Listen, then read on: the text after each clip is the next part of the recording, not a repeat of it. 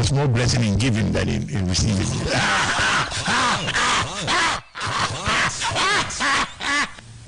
Since young papa, young Nana, Kwame Kuma,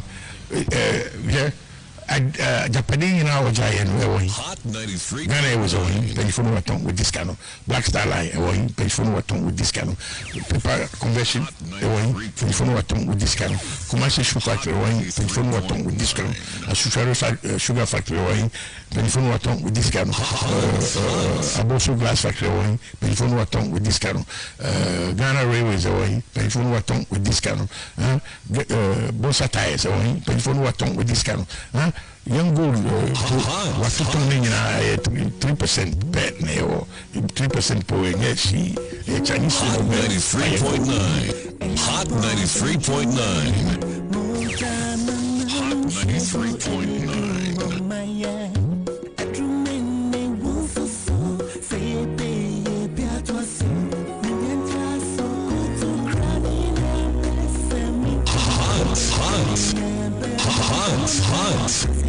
Hot 93.9. Hot 93.9. Hot 93.9. Hot 93.9.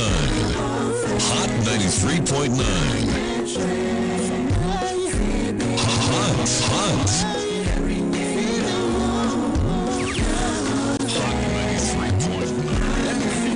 Hot 93.9 FM. So yeah, baby, I will be a moha.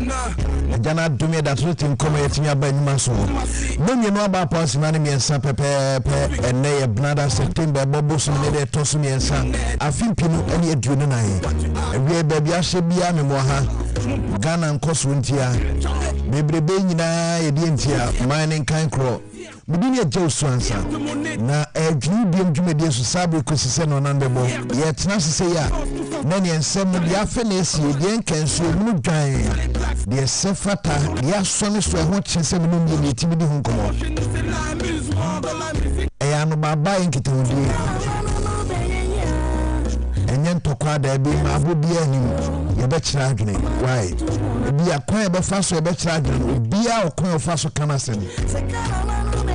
Nanso, a Brusonia Mansabe Casa. And so Timika, and I saw Casa Utimishan and Sadia Mansaipe. Yes. Bien who betting the Akabinson be a searching Mino. Maybe a Ghana from Famana Debbie. What's some Abeka beto Ghana for Kumasona Ghana for Bidna Swatuaba. A real came home. Na Yanina Ghana, Titu, Yaman yourself. Say I can't afford Makumako at your Kunu. Na ye ko akotwaba eyo mampanyine wo man ebeyi na she be da force waka ho enwawia electoral commission enya akonya ene central food de ahia na be boni nyina ade akire voter transfer ni allegations and crofo ye ne ade nyina no wo ma address make us say kane MPP amanyuku no mpanyifo no baako Dr. Nyaho Tamaklo o say electoral commission no be threat I threat edi amo mine I threat to the democracy as say you crown e be gibe na afi ya hwim kakra denti no kasa after isi am year de ba nyina nkitande o na make us say uko no Easter and right send this amanyuku and you power to Frank Adiamura John Dramani Mahama former president ko pie mo kranza ne important na enkotoni bia himfo aburu ya de agu onkromfo no so se so ni nese edura batos no mkoto abade men this ya ensoni nya omu in fact ensoni ku omu ade ya omose no a ndc amanyuku empanifo amu masin konefra no pako sie nimre se ora John Dramani Mahama e ba probonti na nanu mo beba do chia omu na nanu mo ba bi koso anko wote ho twen wote ho pankasam emi adaka to for besie o mama hey mama say mama okay say bia party ni mpanifo amedu krom ha John Mahama medu krom anti no mafie ananse sem so oba na emu money pad wa ba be campaign we ko no say he kure bawo ma be campaign ko abra wa mananan manaso wa abra ato nanan mu kraso oba ani omene on bika well about 20 day and call for bedroom and say about 12 and why. Na Mampanya bi eche so to Frank Adiama people man you Dr. Bamia so de nani check aso am important mo ahemfu bi omom ko sase say Dr. Bamia say bribi atwem Ghana yemfo so pa mfonso aye twem ni say abato ye tu wi a edu mani bu amamu so a ne yi ahemfu asi nchen ti say Ghana for to abama no Dr. Bamia amamu no de ahemfu beka ho bosun so betu ahemfu ne ka ose Paramount Chiefs ene won Kimades no sika obunya ne isa ode bi beka ho na divisional chiefs nso mo kra de abantuo mo ka na odoma to aketua so hey yeah okay see abeto aba na Dr. Matthew Poku Prempen sembi okokan e sendi samanyu kuro Ghana for to abade amoma umbebu nkamodan agu se bribi atwam umakunkum asofo bi akunkum akonfo bi na awie Malik Basintele amonso so sento abono guso dendende wasibia mano pa sese no de obeka bia anu ye baba basi mbisani remains say Argentina still ebin be feel say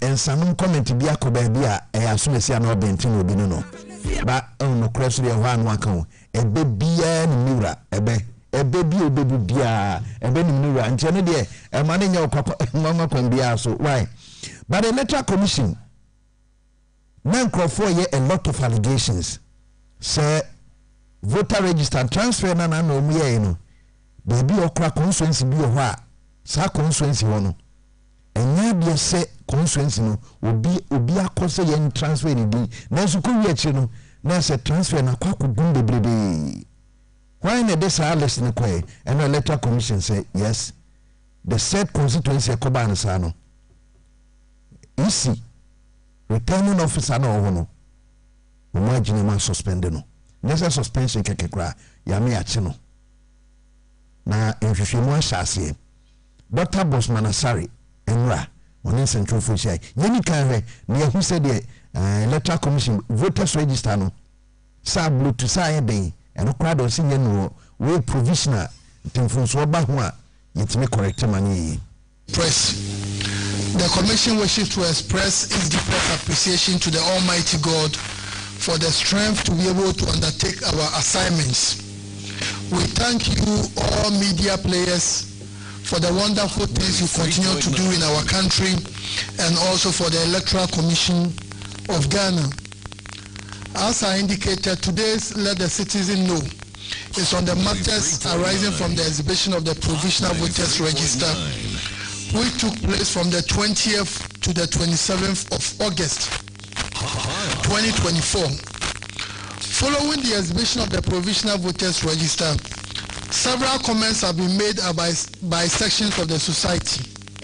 While some are born out of genuine concerns, others are without basis and calculated to tarnish the image of the Electoral Commission. As a commission, we deem it our duty to provide the public with the truth.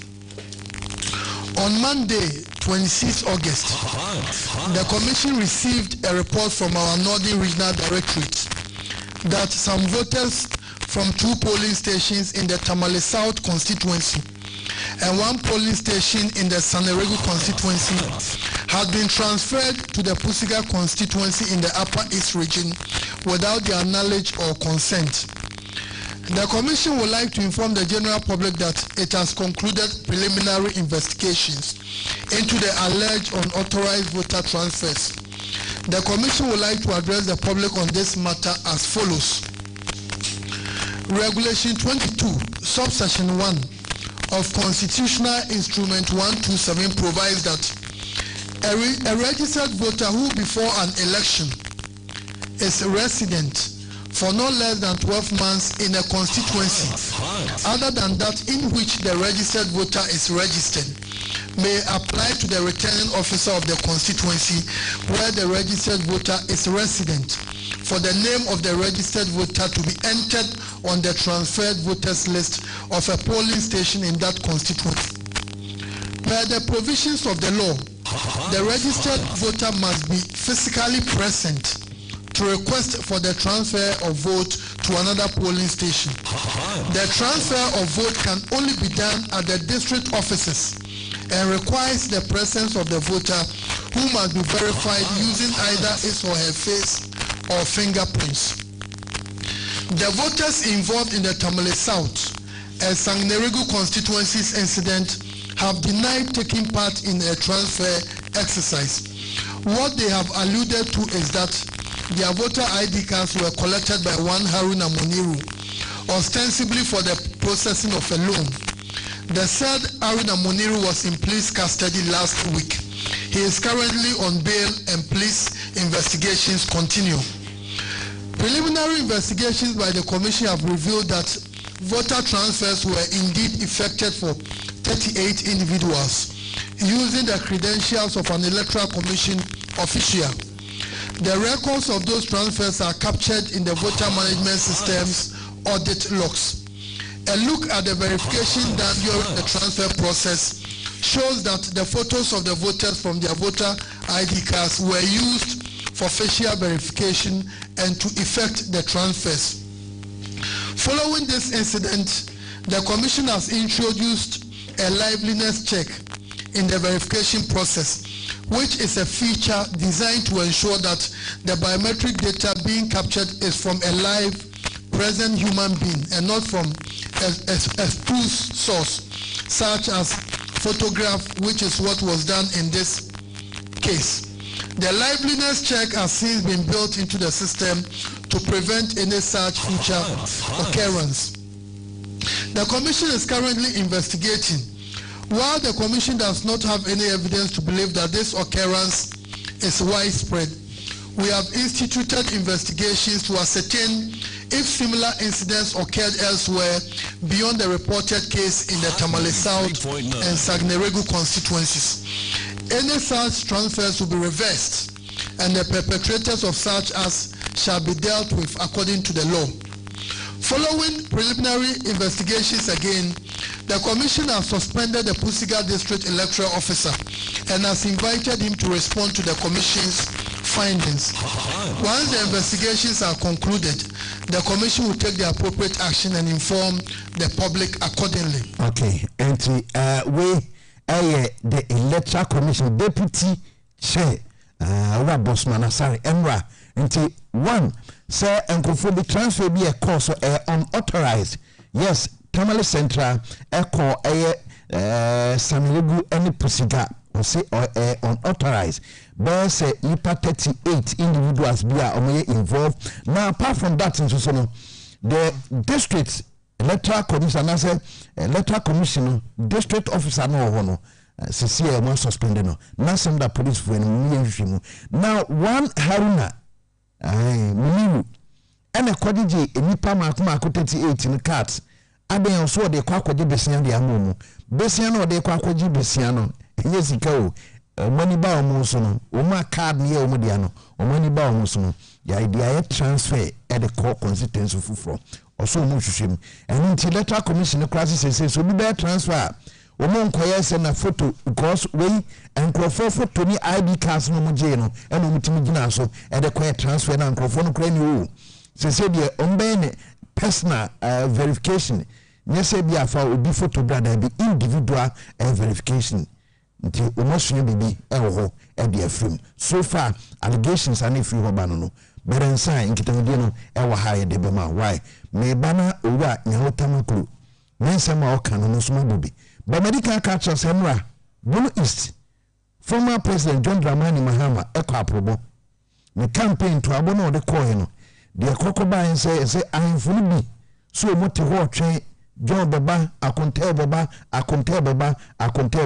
well dodged, akontama, until him fully drop papa.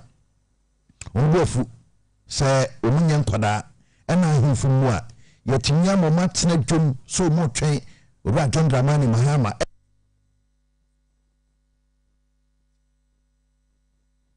Titiya Umukumbo. Say obi abeto abandia mende sibiano ensuno enku me nyam na ngodiano so mama aba ya tira se ha da ba ko me se Don't get those out of me. More trouble when you are Jerry Batten. I have party by you. I see. When you are, I'm not satisfied. Don't go. I was asking no senior. Without pay, I'm an number 3.9. It's our book. That's also a family. And this is when you are told to be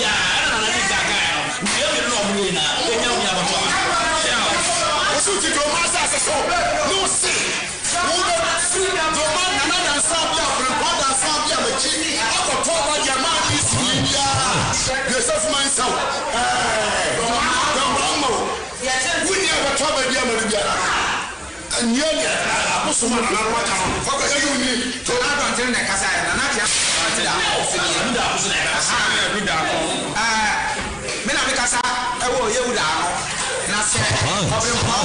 what you want to say, I'm an about free.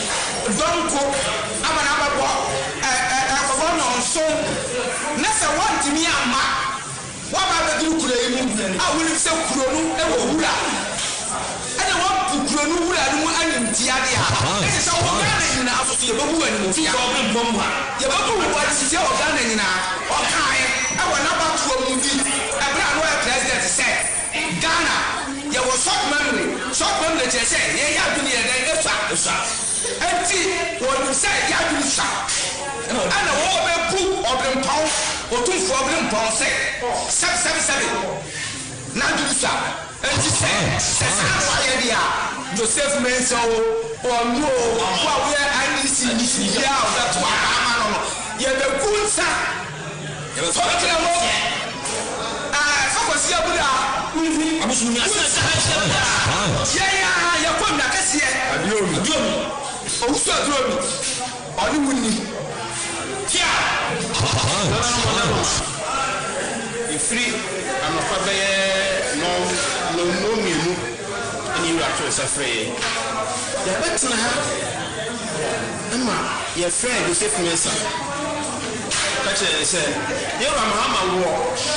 Kentampo, African Tampona, or Baba do my case. What you for them, and you pack it all. What you for no fat, Ankasakasa. What better have to Mama Kunya, Mama, Manaba. The better I said, Mama Benny Campion. Ever fear, or Sheffield. We will go because on head program. Say, you were animals, or we were animals. And in another time, in our family, no mere they catch them. Say, or your NDC, or your president, my NDC. No, 20 years, or 2 for other women, Chrono, Ura. So a party, Yura, that's what I know, Papa, or Conemo. Great, and I, Yakasai. Now, until what to do to the masters, so you call, so you to so you fit out here as we are as and what is our trouble, my DC, and then Joseph Mensa. What about our NDC and Joseph Mensa? Sabi, there was one total focus everywhere. Don't come over, Brazil to our. Okay, we are for Chamene, one or Druman Cassie. Almost say, Wabuja, our train for so many ankra, a friend is Yamanuku. What now, Tosu Sai from a Pacusiana Drew? Say, we are John Dramani Mahameba. Don't answer about a campaign. Continue, dear Chay, say, Omo Bokum Hophobia, Oma answer him for no, a Bokum Hophobia. So I wouldn't need to do about 2 another 12 NDC. You see no Mokika, you see a casino Mokikano in Kun. Now, Isaac Adepsa, East Regional Secretary, NDC. But Martin came on her. I put to say, yeah, a Wahumani Muna. Yes. Okay. I say, we're down with the Asa Kakra. But Any amebo mu ya aware of emra na ese mko Droma kese mu anko ana mko ya himfie mantimi anko ahimfunu ya uma place ya de chi bohu yo mi na mtase em say I'm a finance na omo na minimo wa hene na obo sa aduane de bet yeso anya video ya de na oje ye campaign afre JM order call rounds na yasesam ye community engagement enti Droma kese for no community engagement na ye share ne say ye be kokruma ye kwa engage kromu no nyina nti ye di kai ama bofo ko na mama de ya amambe na amane sekata se emeduwa na no abetina da bonase na omo tie yura de am ni sema wode ba sanse mo be na di se pepi be ko na no na so na se mere na enwo njino JM ultimate kanense mni na manana no mo yere nti ho be hiya se be engage community ni nyina na nanom opinion leaders assembly members the 4 magazine 4 safo ni nyina ba ya canopy ama obi ababia atase na yewura ka ni policies a wode ba on board kura ye kam wasemi atina ye no ye hye o mu nonum animire nti na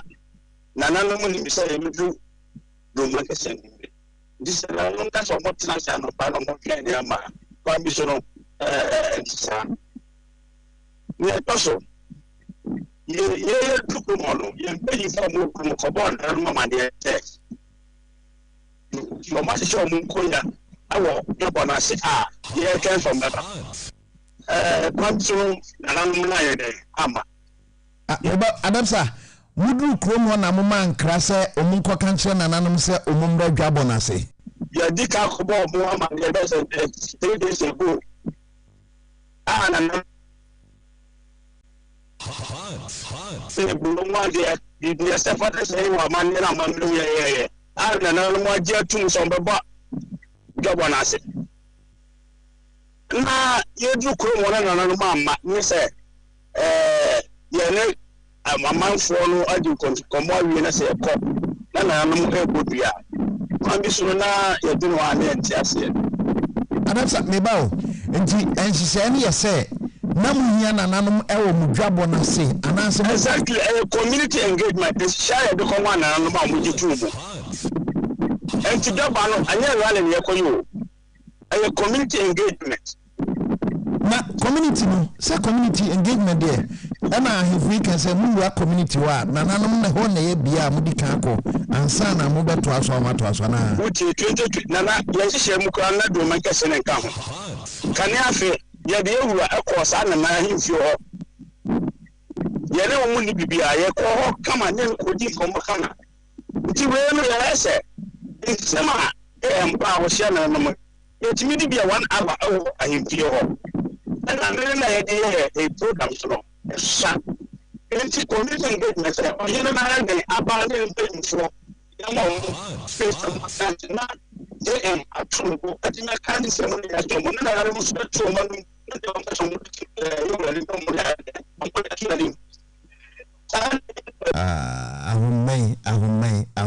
ahumai Adamsa miyawania na dada ho kakra na ahoma no afedi agye no ho kra wa Bunu East Regional Secretary de mani samanyuku no ora John Dramani Mahama na probo no Bunu East amuguso ahoma na mu hye danye fise na omoto aprobo no so enwa wase krono a omo yasa ahemfunu momra metna emra community engagement is a DM co rounds now kwa ahemfia ansa na ko community akoy campaign na for mo time and to be come signals ahemfunu mom emra dwabo na se fa cha panyina che yente nka afedi e kakra okay enti de na me ka nyina ne se yen na no mo yen hye a mo je tun so ombaba dwabo na se na ye a na je say nsema e be di no ha na say ye wura no ko because ana mo je tun ye kodu ye na no ma ama dwabo na se e kura na nim so mo ye du ye mo ama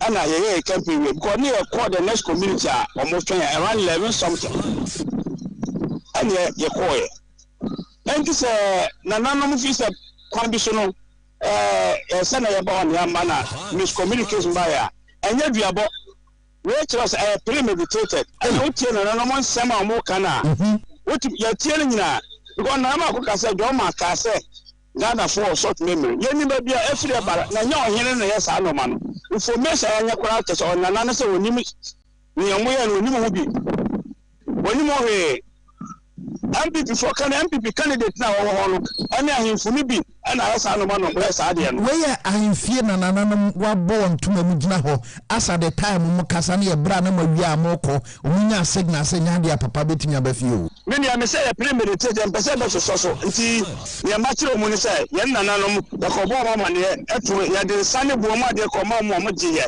etu ye sa from mo je etu mu say on beba nti nananom mo sa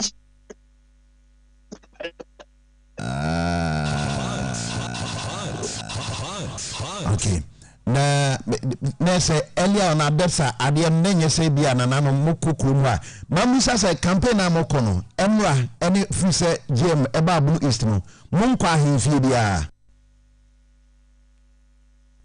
hello ahome monfanche na ba bi omunam no alense se mo fa east ho oho nti ahomane mu sheda na ho papa bet asen ho na ebenya yene ni bewie why ba ahemfo ndo mu ya no manya abo omanya aburu ya abosom na okonkranza bosom kase ho a omotade bodua dikem ho aba mu de bro nkofo ni apa no etonkremu na nti nyina mboy no te se omo boss abosom din e de afofo attach ni se ni abato ni duru ho se ye to aba obia odruman kase ho a obetuna badia ma ndisi no sabosom ni nkono biomabo on tape then ananom so the invitation na ese momra dwabona say ena ebia modi obi be kwa na amanko ana miscommunication ye kwa ye be kwa na nanom woni wi aya tiesikrum say na campaign na de na nkasa nhye ni sitie ehɔ ne ne dura ahoma no ate konti ye be he nsaka ne bi ma Isaac Adepsa ene efre no the NDC regional secretary Elbono East ahoma no etete kakrabet etoma ire ne be kasa why but before na enkitawdie fufuro ho no so me dey ma and it was about the electoral commission when she say no dwumadi mu no na baby o ma pem ma na dru and a press conference na call so no na eja na nan bi aboy be fa ma sa Adepsa ahoma no still intimi to ntie dia etoma ye ne beto so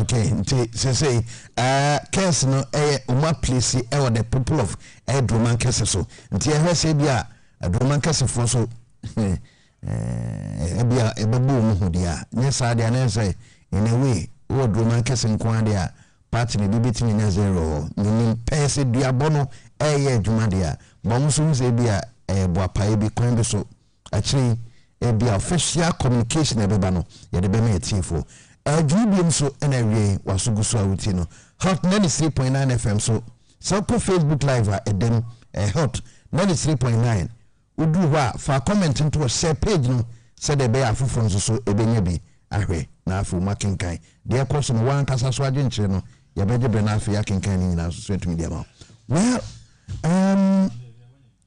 Dr. Nyaho Tamakulu they all can say the electoral commission CIA can say the greatest threat to our democracy.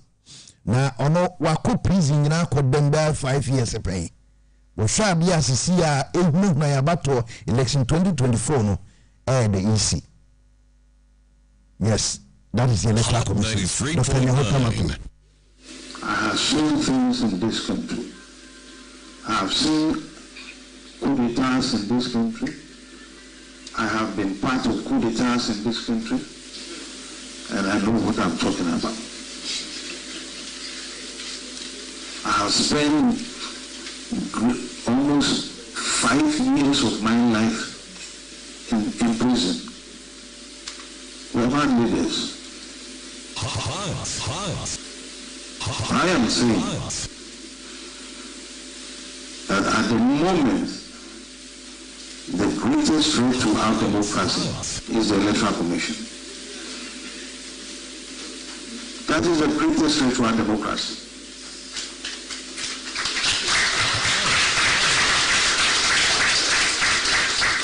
And if we are not careful, they will lead this country into destruction. Mark my words. Why do I say so? How on earth can transfers be made from one particular constituency to another without the consent of the person? These are facts. Yes. So these are facts. These are facts. Yes. Dr. Nyaho Tamaklu Nediano. The greatest threat our democracy is the Electoral Commission. Meaning, despite Emra, you see, with all the assurance near the still, son also be described. No, if we say, my pass will be to the baby, not only one onye na dwen se obe vote na se voter transfer bia na ni beba no so ya transfer ni din e de ko be fufuro.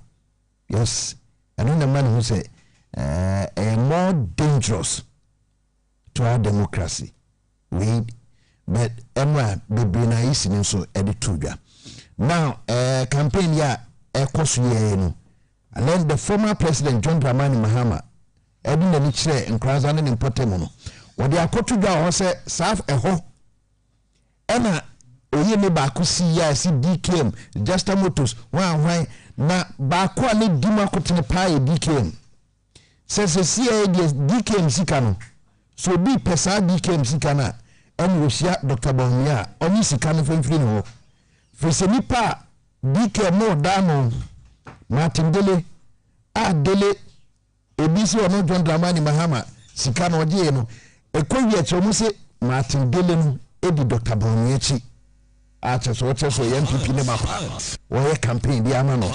Yes, 2016 Abraham Yemampeni Jumedie bi by our friend DKM Moka I said Samre no MPP4 omo MP4 ne one more omo boja a press conference says DKM no me any munu abalodina dia Mokai 93.9 nani ya enchebia ena omampeni abedi eche baomia oko okrobi ewo srima efe ne nandom na oko hono onam no na abrantie bi ene ne nanam a omobo nkomo nti etwa samfoni ne baaye no ene ko ba se DKM amwate no sa abrantie ne dia ena ni wofa oye minister of interior and Brusoderi ojitu mu se DKM rura no oye MPP ni na oye one of the financiers of Omampeni Abedeche Dr. Baumia enti actually say en contemporary ntroa omudigu yeso no enne adedi se na nipa DKM ne no oye MPP ni ezu musika no di ye no eno bi na all day ma Dr. Baumia edi ye ne campaign enti entro de ene America eko ene nokra eko America entro be di kan onso enko dro ewiye enokra no ene be di nkunim. Okay, nti ebedra wie nti we ya wura John Dramani Mahama so kasi su dia se Martin Dele na DKM ye ne dia no wo hu campaign na Dr. Bamia ko no eni ba ko odi na chi se oye financier Onu bisika said Dr. Bawumia campaign him. Nyamna make John Dramani Mahama was 30. This is saying who say entrono no kwe uma be daddy. Said DK nipa ogigi sika no. Oh, say nipa ni MPP ni.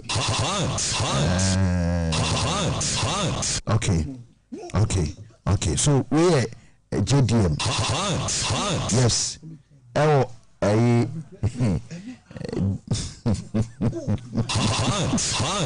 Hey, okay. Now, Dr. Bawumia so into abono. Wakosia na nan mahimfo. Wachichim say yayem funso bi. Na some mistakes ni kwan say repeat Biom. Say to abani yi political party bi leader no be bi man so a. Wo bu man na nkan so de ahimfo ka ho. Na ya to ahimfo akone saa wa mamumu abesisi semre. Wo hu say ayem funso. So this time round Ghana for to abama na amamu no ne ahimfo ne bebu. Yes. As governance is concerned, me person make tree ahimfo. The chiefs closer to government. We have made a mistake since independence. Yet I say without the chiefs. We tend to put the chiefs aside and we try to govern this country. It doesn't work. I want to bring the chiefs closer to government. I want to bring the chiefs closer to government. Maybe amending section 63 of the Chieftaincy Act. Give more powers to the chiefs. There are many matters I'm settling in your palaces. They don't need to go to court. You can settle them in your palaces. And we can help you do that. The second thing is that if you look at the chieftaincy, currently we only pay paramount chiefs, and it's very little. But for you to help us, we have to empower the palaces. So we are going to pay paramount chiefs, queen mothers, and divisional chiefs in addition, so that we empower the palaces, so that you can help us to help you. I'm also going to bring the churches and the Islamic institutions closer to government. I believe that churches no Islamic institutions schools are almost see, hospitals are almost see, but we don't tend to recognize them as development partners. Okay, to say the development partners na pair Dr. Bawumia yana nanoma hemfo you do most sin saa na ya esi ebuman no or say a great mistake and from so kase pa this say no ono de ahemfo ne baba be ka ho na nananma ahemfo paramount chiefs no sika ye de mo musa o de bi be ka ho na ahemafo nso de no de bi aka ho na afei sub chiefs no so ho abempo henefo ne o make ka ho no ono so bosume so a yetimetrio moka yes so ni ade no so when so Dr. Bawumia so far the odia tudwa ewa ahemfo no na Dr. Matthew Puku Prempe na smo kai Malik Basintele yina no very simple yes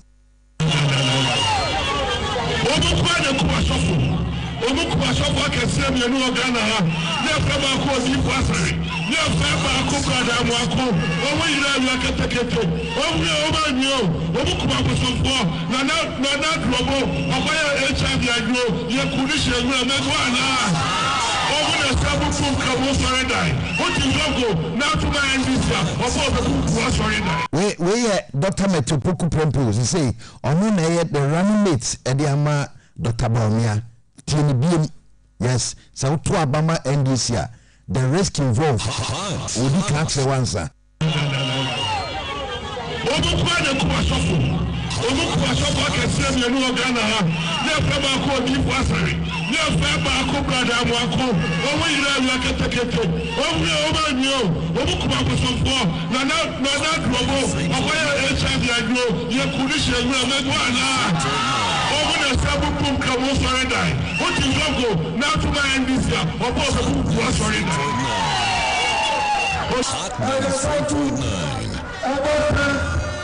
Acacia was denied a title in Chile in 1999.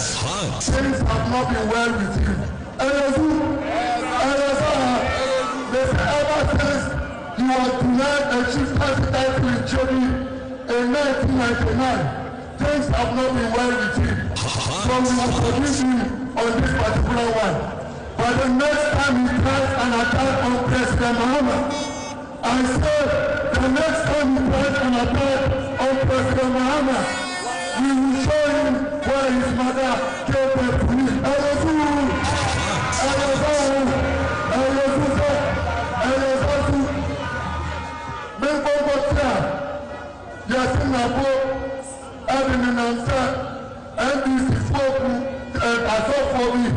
NBC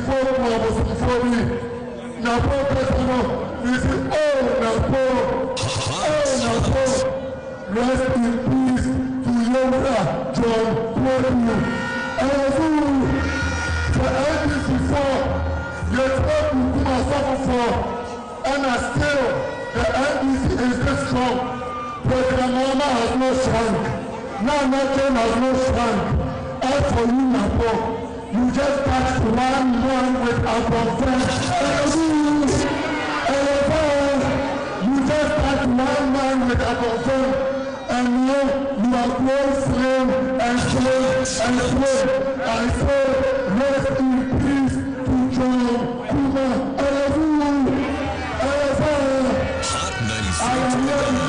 Okay, we campaign platforms.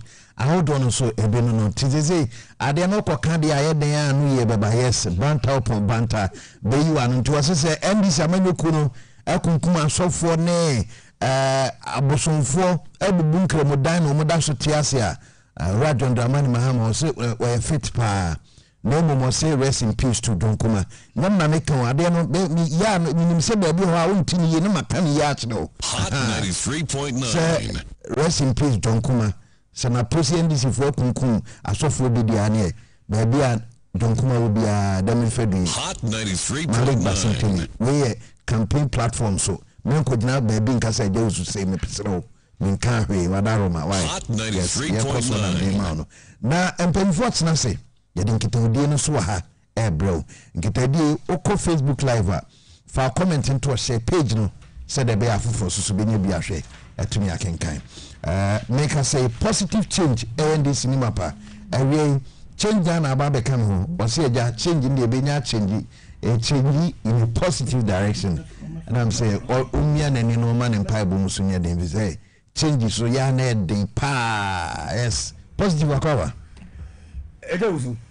Upon to say, I don't know experience in it. You want them papa. Now so oh nyame go so hwen kakra. Na we are say enemy him akra say ya. That's right.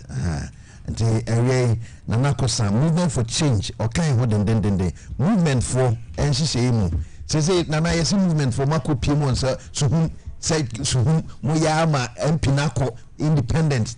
Movement I say moya ma iya imudo independent iya imudo akwaba ya Wusu na hoye we dey karma me infa ncha kese ma ye leader ye ura na nchematin ene mama part Hot abeso impani for na no hintu ya bo bia samoa fearless hopes and doe ena minia prekupe Philip London the chairman na nene mi wa ha beka saye parliament movement bia be say bia e beka that's right na enya no kra de okay na enya no kra ye no nta obi achi o ye movement nta obi achi da ye de ani se ye pese kana for enya adwin sachra o Ghana mo dia no nya sachra mu se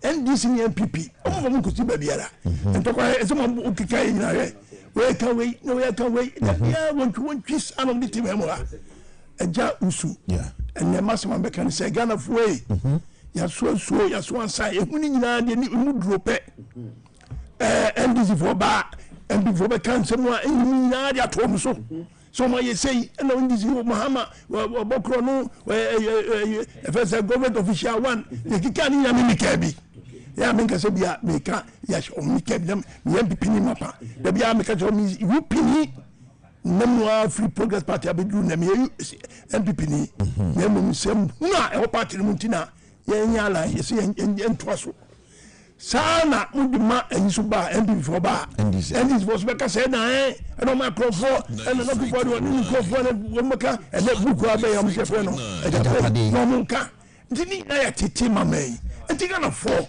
enti mo mian bi such zango for mi enu firi ona ya mpo bi from ni mai so mai say the believe for ya mana ya mo no Benin Republic tu eyipe utu obi kan tu boa tu tons utu boa ya utu to gwana ko omo hu se sa political parties o mkrom no adiom yomo omo sinkete eyo nyina de sinchen afa independent candidate ama de say ono ene ebu man ni meten o 10 round enti Ghana for me sem ene min ka wi mi ni wi ameka masem wan say mo mi fa abanoma yewa Alan Kwano ba sango for me but you give them drastically but me deal with them the two both of them be no but take it for granted say Alan ba Mahamo Akufo-Addo ba union na you know be deal squarely emra kwa so obenya paper to fight corruption obenya paper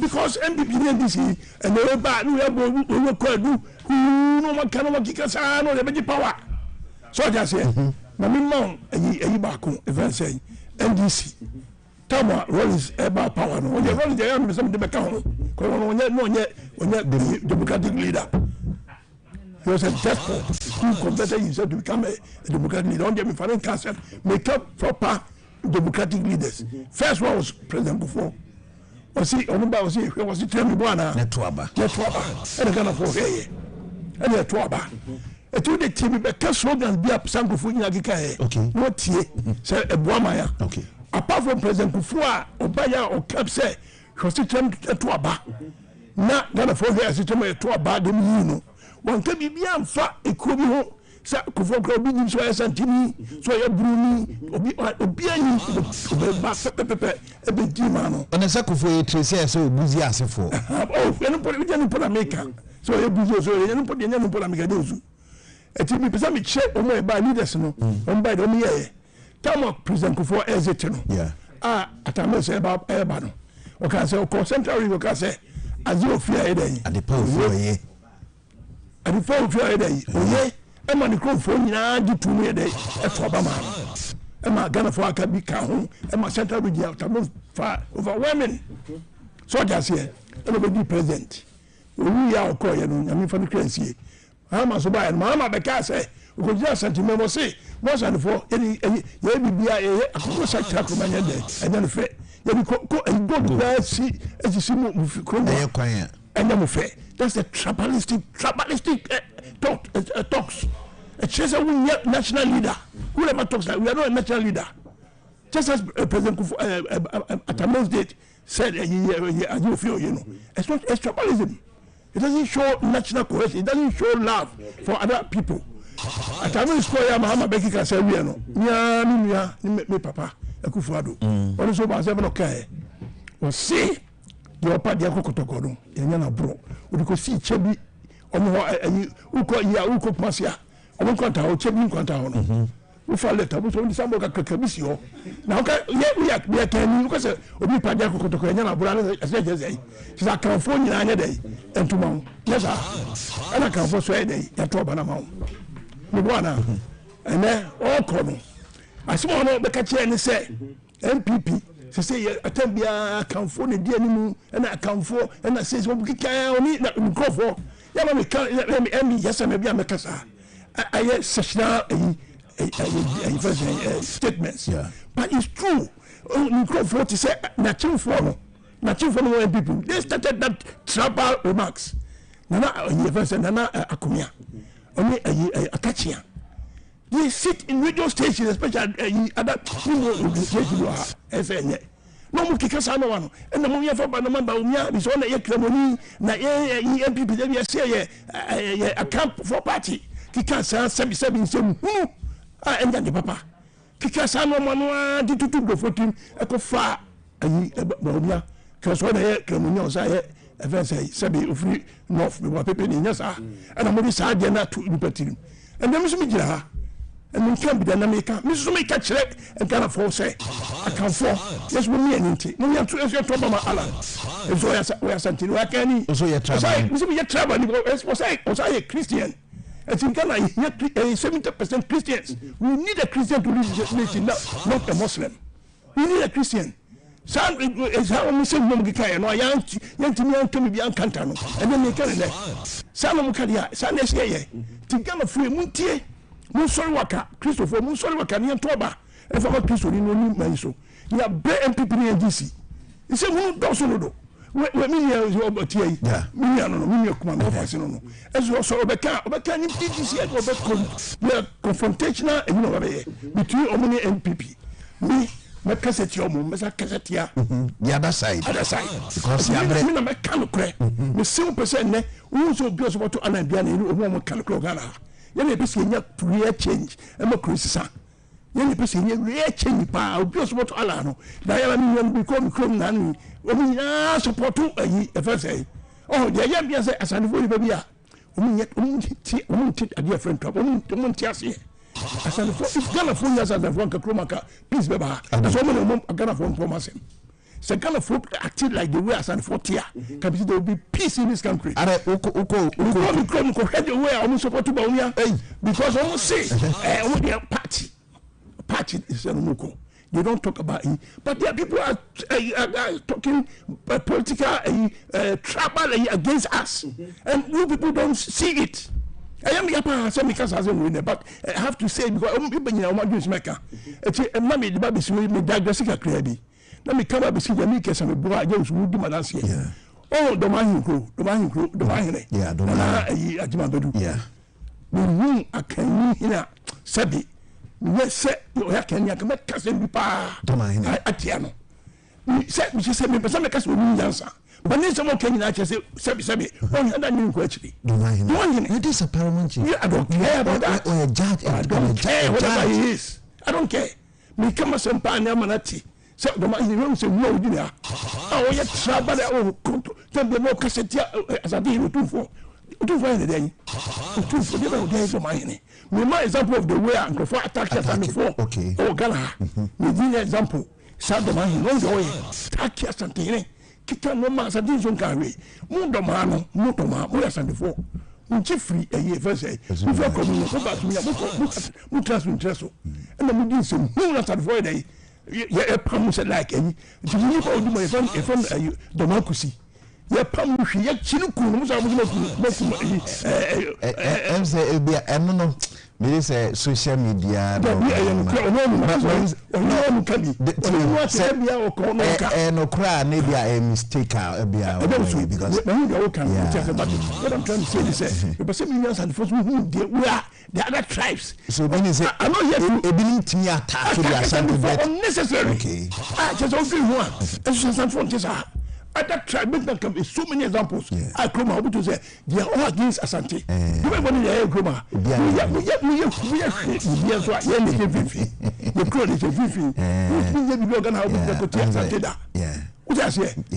It's a great nation, but Ghanaians don't like us. Now, is it good? But okay, so crowd is see. I won't say but no.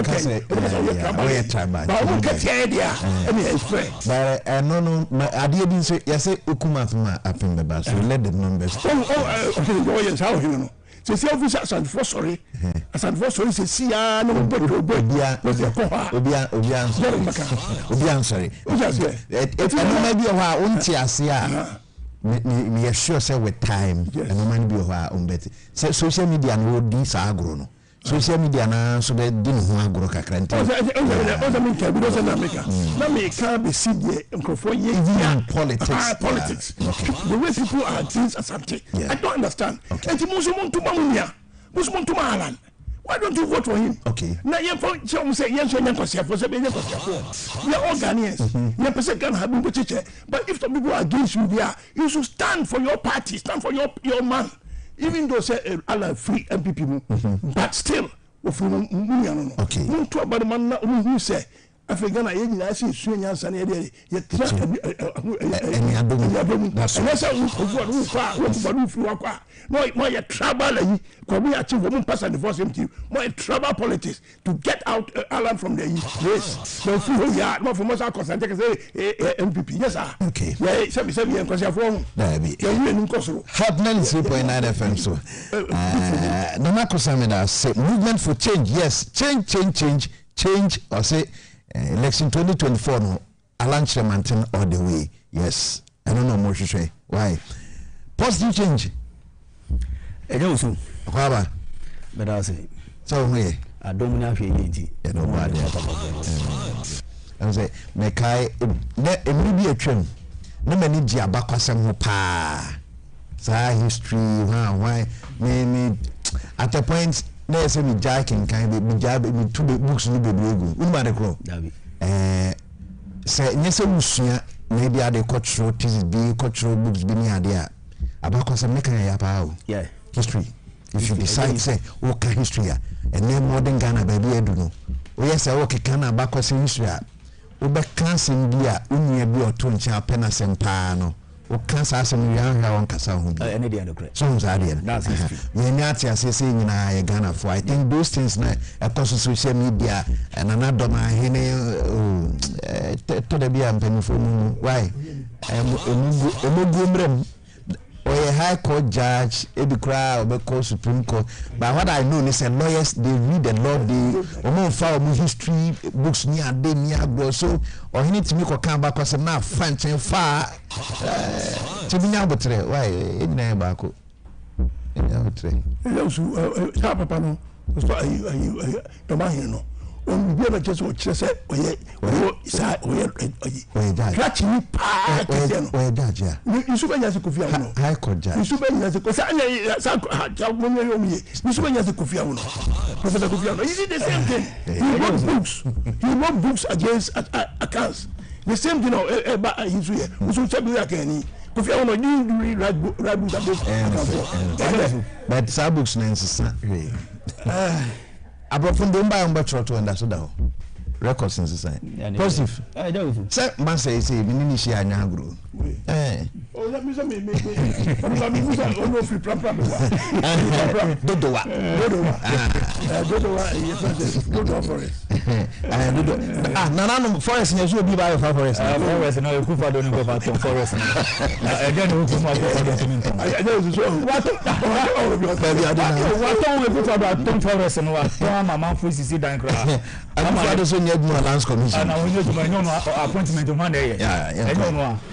Nti why appointment no why he na na wona ya tonton asase nyina say wa wujejireja ba woni ze go do na se nyina so fridodo so I'm even surprised say wetin be jai asase na private developer no abeto asase ya or develop it we do junction so a look ya asase kese bi ada ho no mu ai ho nyina ye forest o be ko fa ho no say me ko market anano a Agya Wusu bi si ye du ho nyina ni nyina ko me so ma do forest de de ho nyina o ma buburu na twutwa ni nyina awo kwa bane ni na bra wo si dan wo so aden I told them sometimes no young leaders nangasa no omo problem because this one I will blame Akufo-Addo and at the same time I will blame the traditional leaders authorities no more do awon no kwa asase de obi ntimi yes obi ntimi sore keke en go sit down asase so won ton amani pana yeah into mako bubu o mese wonu de lalai wa to asase obi ane de musika hye nti bebi a wo dis kan ko no ko jusika nti ne wo dodo ano no ba wo dodo asema be mu no woni se dodo afo omo ni fire service omoka no mu ni bi saka no ka ni ni say fire service can obi ni dodo wa the whole dodo wa fire tender dodo wa de na say ama ma pake wo ko na wo hwe wo sa right aka no ya pake and the ndua atoke kan na ni kan ni ti echiewem enti se bi ejabi to dodo wa sisi ana Agya Wusu I am sure say before fire service obetimi akọ no akọ rescue mission no na ye besi ni esi ewie nti be said aban no ni mpanyi for ewo dodowa market no no mojeje taxes omo make sure assembly ho no scan omo jiri nyina no ekom kotokom omo yi se scan bi no mo fan services aka no because dodowa so nti say a whole fire service omo ka a one ba chimanas about a one ba problem. What do? It's either you repair it or you buy new ones.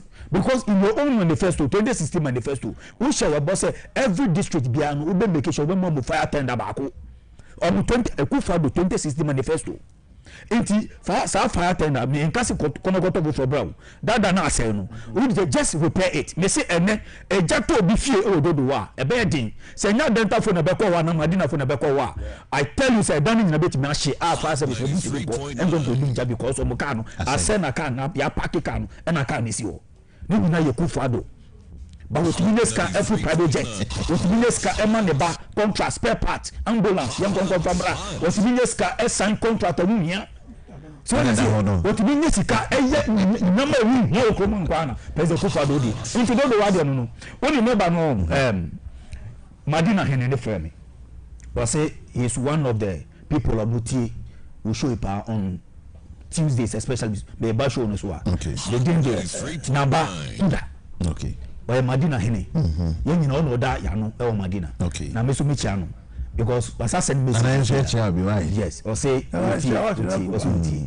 Naba Kuba. Yeah, Kuda. Yeah, Naba Kuda. Yes. So or a great yes. Or a great chief. Yeah. Or a peacemaker. Problem be base your Madina be ordinary nutu mkwandia. Ebefa asumdwe baba. Intinana oba mechawo area we. Me that's say wutie. Now pressure going to our Central University or level 100 week no more I was starting examination on those me can't just on so follow show into pressures maybe all be am and honorable employer finance so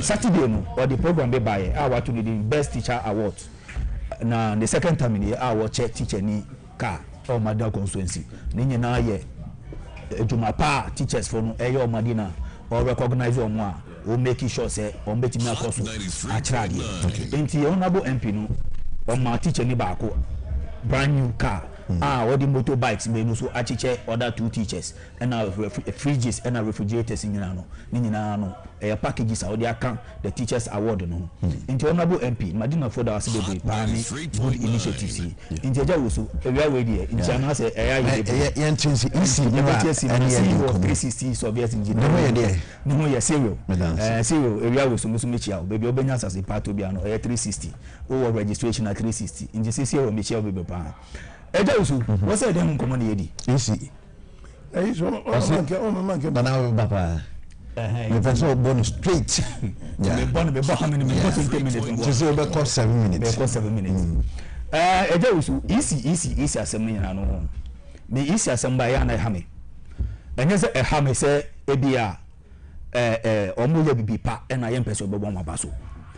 Institutional ba ko open hanu ma Ghana for yetimi dey taxes.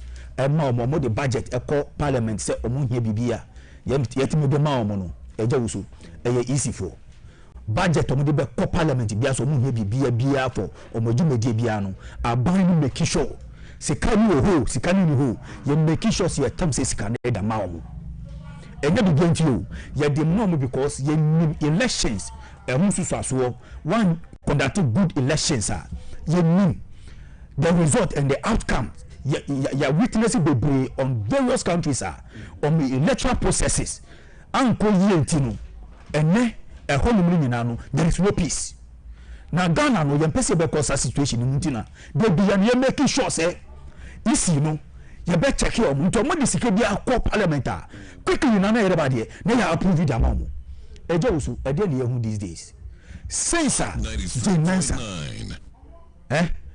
ebe take the easy position no Agya Wusu o kasabia na mamini so obubu ndwego na so won't take. Now I am really surprised of the approach postures or modernity easy honomono.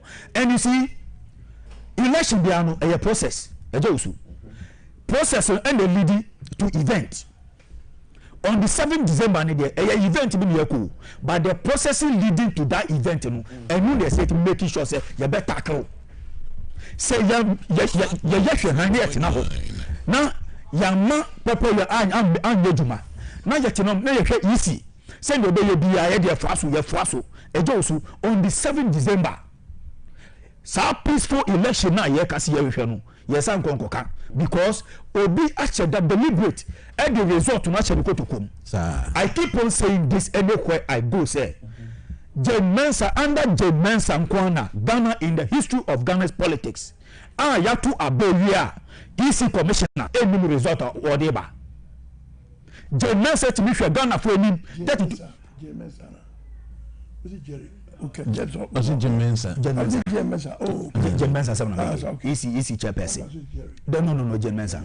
Look, Onwukwani the only person we Ghana say ya to aba ewie. The result or the by more than 4 or 5 times. Till ene Ghana ni be nim result Akufo-Addo president Akufo-Addo ega so di jade okoma. Obi anim the result of former president Mahama anfa win 2020 elections. Ni nyina Jane Mensa nsabejuma. Me electoral commissioner on what born to say this current administration here or mostly Jane Mensa no figures result be the baby ano Agya Wusu problem on just a voter exhibition keke voter register exhibition keke kwampo no sanka yanfa pressure anko gu wo so wa they settle now omo timi enfa register no enfa mayen just because onim no oye. Under this electoral commission, voter registration, figures on the website is different from what we are getting. So now the NDC is even active more than the electoral commission. Electoral commission, one more bomb say deliberate so be the minimum. But we need to say a baby or more shada a calculated attempt to manipulate. Did you really listen to Airbus Manasari? When in Boss Manasari, some kind. Yes, the more can see. Baby, I'm not very firm. Say, Nipano Crown will be informing will be aquatic the so called Bosnia. And what the aquas are. So the thing is under investigation. That's under investigation. BVR machines na yaya. Till now, no issue. Omo be catch baby asa 2 BV machines no akogodi. Till now.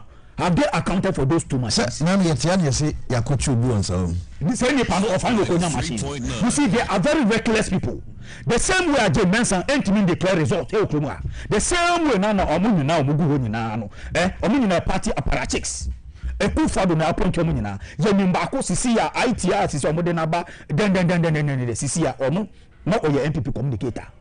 But Akufo-Addo because we do Ghana for wakotam ni se omba mu do juma na se asante kotoko any has of folk ekobobo na coach no ana referee no oba be di sa match no referee no yakomo se oda has of folk for hotel what is the outcome of the result 3.9 and no say you catch Jane Mensa and Akufo-Addo. But you know what, let me tell you Agya Wusu, whether they like it or not Ghana for better aba Jane Mensa won't be nyahwe Akufo-Addo to be nyahwe sa tu no omonenam say ono obe hand over power to Biom over the dead body of Ghanaians. That's it. We may say elections we Ghanaians versus MPP and we will make sure the right thing is done.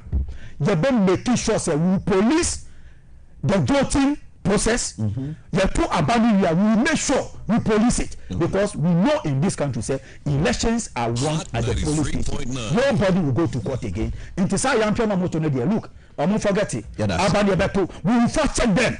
Jane Mensa, you should be ready. Say young tenacity akeke. Because we know their motives into 2020. 2024 elections. They don't make sure the right thing. Positive change NDC in my power. A member of the communications team. Make us say Ablikuma South Constituency Organizer Chief Solomon Wahabi. Jankite mudi anyway. Bema kwaba. Mimi. Na ponti say. Nyame adom. Do body ase. Ejumaya na yediso. Kakra bende. Na still I'm hearing him say isi mu ya bani. As a new patriotic. Yes. Mimi. The MPP as a political party, answer na meko so no main fanchi akese the leadership of the New Patriotic Party, especially the national organizer of our party, Nana Boache, lawyer Nana Boache. I think so. Ese meda yenina yemame na jama ofi alata asre. Napo eyere prekupe media yenchia ni bibre, but in this election I've always repeated Any election about could see near when this from penny for aka. No bets now on our jab. 3.9. Ghanaians are far beyond the style of politics. The 1992 style of politics, the 1996 style of politics, the 2000 style of politics is over in the politics of this country. Dr. Alhaji Mahmoud Bawumia has brought a new direction to the policy of this country. 3.9. The politics now we are doing in this country is issue-based politics. Okay. Politics are any atom didio. Politics are just obi down obi hotel. Politics are just Akufo-Addo na appointing with you. Politics are just obi cry foul. It's a politics of ideas and of issues. And the Ghana for enemy MPP ayamomo. Ghana for enemy NDC for ayamomo. So going forward, the decision of the Ghanaian electorate will be supreme in the coming elections. Minia Beme, what's your friend say? Positive. Or no party bay? NDC. Very good. Now, as someone can see, Yami Asefem say MPP and another Dango Kufuado. Epe say, oh, we are bathroom. And you know, there are some imaginations about the electoral commission of this country. When I hear these things, all the various electoral reforms in this country has been proposed by the New Patriotic Party. Every electoral reforms from 1992. Rollins time in 1992. You have two about we pitch across any ballot paper so and then you won. No shot. 1992. Now we pitch any ballot paper. 93.9. 1992. Now you use opaque boxes. And then you have transparent boxes. You know. 1992. It was opaque. Oh, what to be when you are doing? After the 1992 election, the MPP brought reforms, proposed reforms. That reforms was what gave agents at polling stations. That reform was what empowered the EC as the supreme electoral officer of this country. What I say? Still, end this war. Abana Yekotono, Munia. John Dramani Mahama Eka Assembly in 2016, going to the 2016 elections. John Mahama can say, Obi Kobobo, or could walk in see. Now say, or who say, you best channel, the next thing of the or best start criticizing the referee on the field. Rigging election is not in the DNA of the New Patriotic Party. We have always submitted ourselves to the will of the people of this country. And I mean, as I will say, enemy bay, I say, many and I'm a black penny. 3.9. I am a political godfather. Honorable Alan Chairman in the repertoire. He was part of those that brought the reforms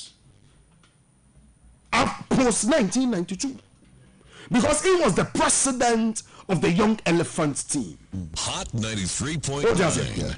So you see, we are saying whatever you think you will do, so you want to throw dust in the eyes of the people. Yeah. This election, we are not ready to engage in. Any strange say you be transfer and crowdfunding ako baby wa bra o man kasa kura ni mu. Very good. Yes. You see, I love the statement you are bringing. When it be Hot 93.9. the essence of exhibition of an album, the essence of that exhibition is to bring out some of these. Is to ensure and to see the anomalies in the album. Okay. So what will be the essence of exhibition if we cannot find fault with the album we have exhibited? Yes, so if you have a perfect album, do you exhibit it? No, because there is IPAC. I don't know what. So for the down to say, you bring faults, anomalies in the album. That is the main reason why we exhibit the album.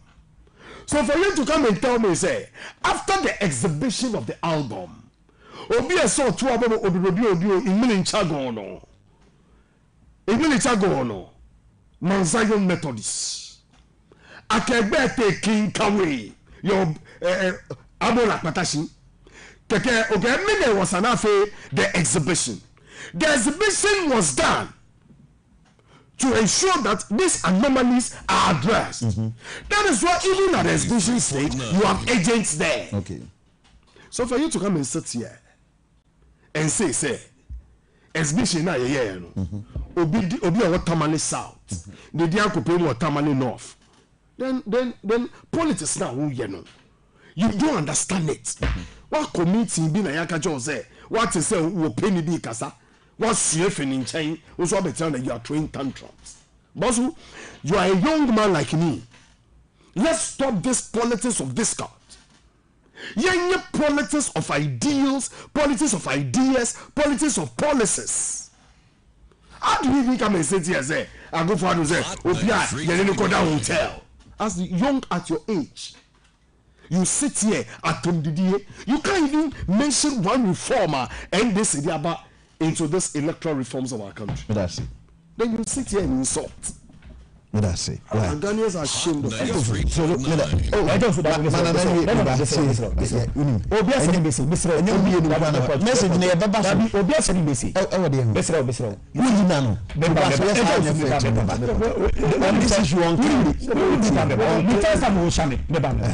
I believe in setting the record straight.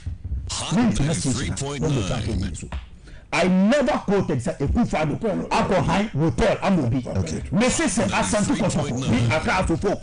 Echo Boma, that's a refuge. Aqua the house of folk.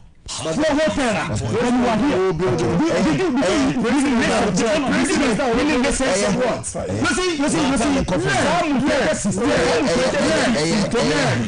But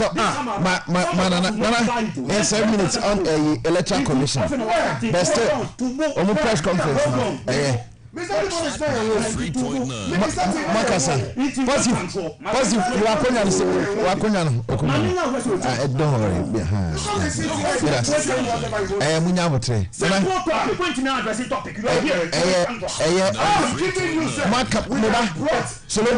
not a youth, young man. You are here to spend an hour with a thief. What? Positive. You are here. Positive. Depending positive. You are here. Positive. Say one ban your power. I won't grant you. I won't grant you. It's not the drive from you. You are here. You are not. You are here depending on what your day. The family you are coming from. I barely accepted you. I don't pray. Sweater we make mess of me.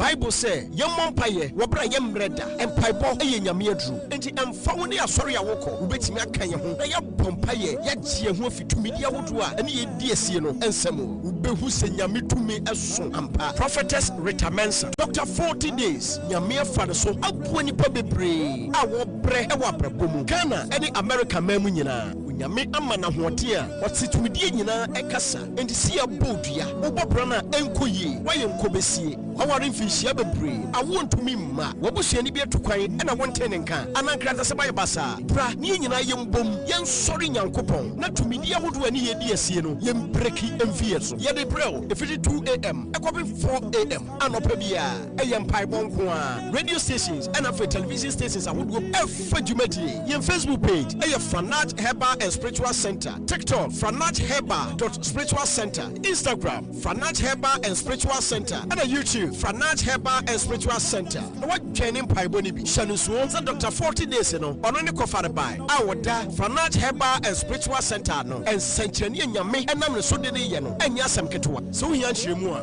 free 0532 82 3181 ana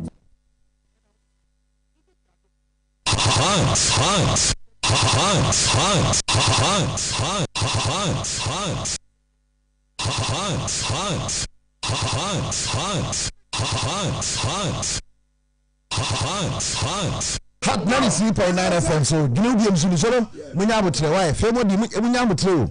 na abande e den obi akoko mutie baako why na in 7 minutes we have branch afena mo ba both of you don't understand Ghana politics. 93.9 Hot 93.9 Hot 93.9 It's about facts. It's about giving facts. Yeah, more fun say Ghana for avenue from Ghana for the same you say to buy a or Sabia Summer Tadwin. That's it. You don't say it me. Sana Ghana for you, baby, a parties near me. Yes. Person Ghana need to Obama pa. Yes, the natural and do bit me. That's right. They don't learn. And I have Electoral Commission.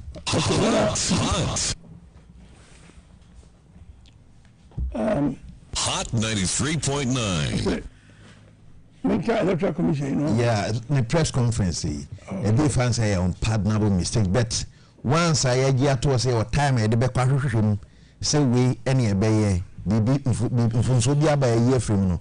Say who near maybe say I say mama. They can say we try to put order, bring order here, because we are here as brothers. Yeah.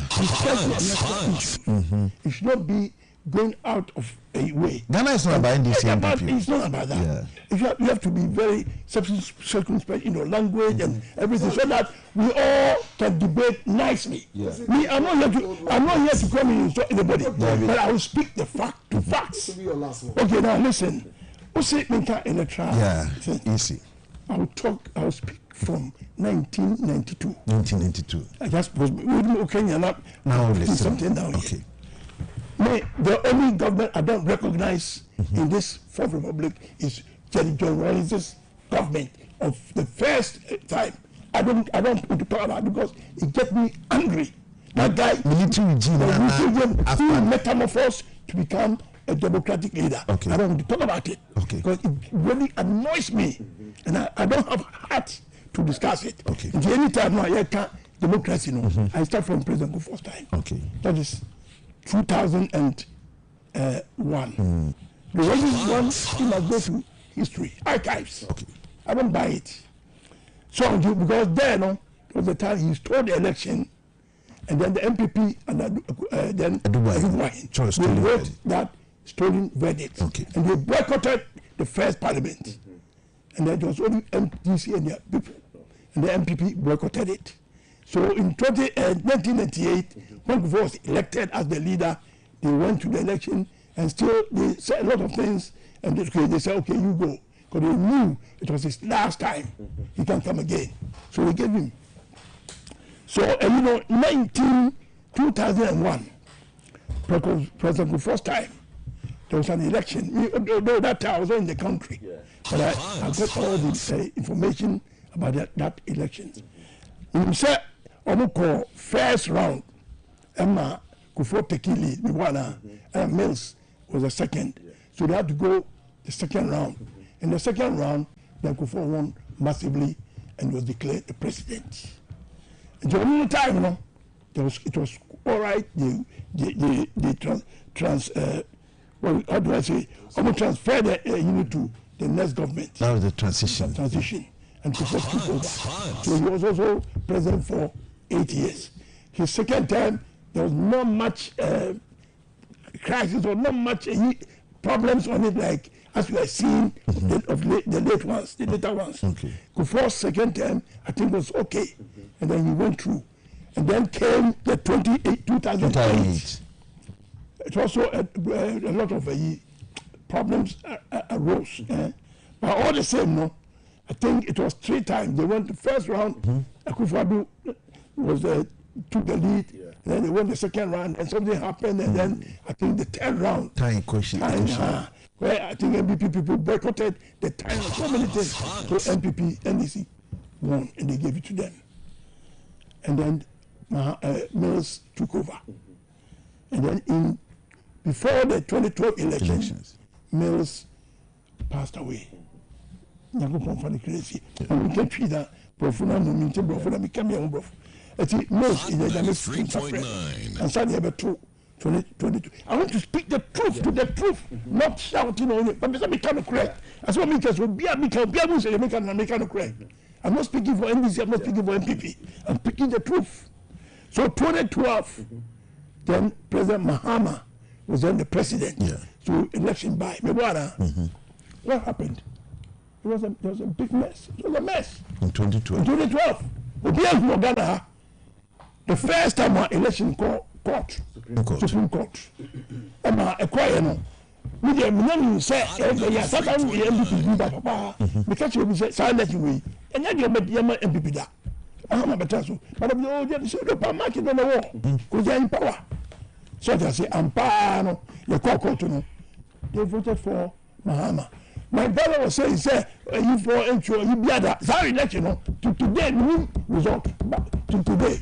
2012 results yes till today 2012 election I want somebody who can show me a copy of a result say winner initially in your provisional ones to declare the elections they said test and year what was Charlotte said, right? What Charlotte said result it was bogus one my court to judges who can say elections are won at the police station. So that's it. What I'm saying, I'm not speaking for NPP. Neither am I talking against the NDC. I'm just speaking to the facts. The president America. It's a court, you know. And a court now decided almost a call 5 over 1 for in favor of for NDC. Let's accept and then what? Accept the Supreme Court's judgment and move on. So they gave it to Mahama. And then President Nana Akufo-Addo congratulated him as the new president. You remember that? And to congratulate you and before you say election is won at the police station. So I think MPP that time prepared very well for the 2016 elections.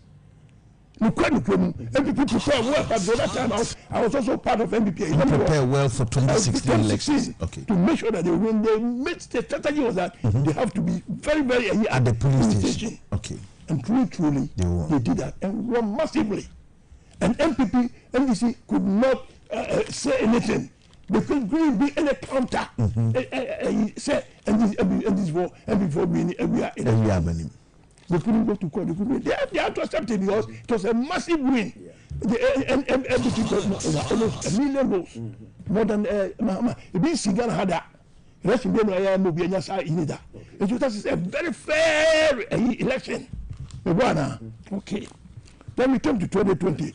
My brother was saying that 2012, no, and this is for no many results. Because they put all their faith in UC. And UC did it for them. They stole it in 2012. And this stole it. 2012, they stole it. But one thing is, one funny thing is that NDC, they don't win every time they win 50 plus 1. But MPP, to me, we need more. NDC winning with 50 plus 1. Okay. All party results, MPP is every time it's about 52, 53, 54. So that's the difference. So maybe say you be them tell me come here. We see them say ma we go yet to go be. But the plan make it.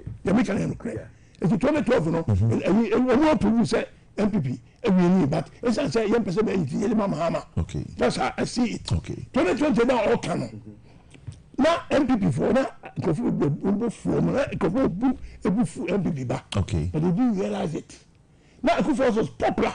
That Akufo was popular because of free senior high school. Okay. But the party was losing its grounds. Hot 93. Because of Simon MPP party they create problems. Okay. From time of Kwame Nkrumah from a year UP time. I can give you so many instances. Said government I saw it. Those days, enthusiast time. So it's not about saying the MPP in 2020. They didn't. But because they did a lot of 93.9. But you say we are petty mistakes and you can say electoral commission to me. How would I mean? But we said, I'm going to get to a point.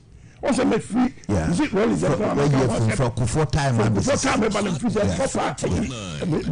democratic. When is a democratic man? Because I'm an autocratic person. Okay. Just say, he was not our leader. We didn't choose him. He chose himself. Don't condemn baby. 2020, no. And this is for Mr. Gomez and say, no movie said they will win in 2020. Okay. But not Ghana for the Pekufado. In 2020. The Indians laughed at Kufado. But not MPP. Okay. No MPP, they lose now because no more years, no more we the beyond Jamus, and away, you know, a pay. A good for the Swan, the Juma, and I went to be doing Yajuma, MPs, no. MPP. And that will be the so we see. Yeah. No, that Tutia candidates. Candidates, no. It's one say, not MPP, 169 and your first MPs. Yeah.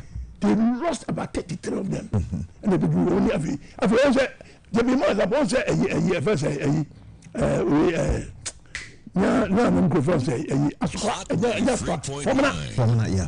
from my or can this can be from opposition and no and in parliament you'll be suffering and MPP almost did too much MPP party no this is a person mechanical okay say you mechanical say you say party no MPP there's no truth it do tell be out problem with the party until 2020 no and this for ya stand cast on me by MPP for no you tell me you can say we just be a come court over the for just be anko went me anko I don't know if with numbers ben 12 MPP for kono the numbers and I know who said you correct until the man be nya grounds or no 20 I say we go take go ya fa bi ama na you be say busa the tax commission here wait me say when also we nya the now cover uncle you cannot tell this the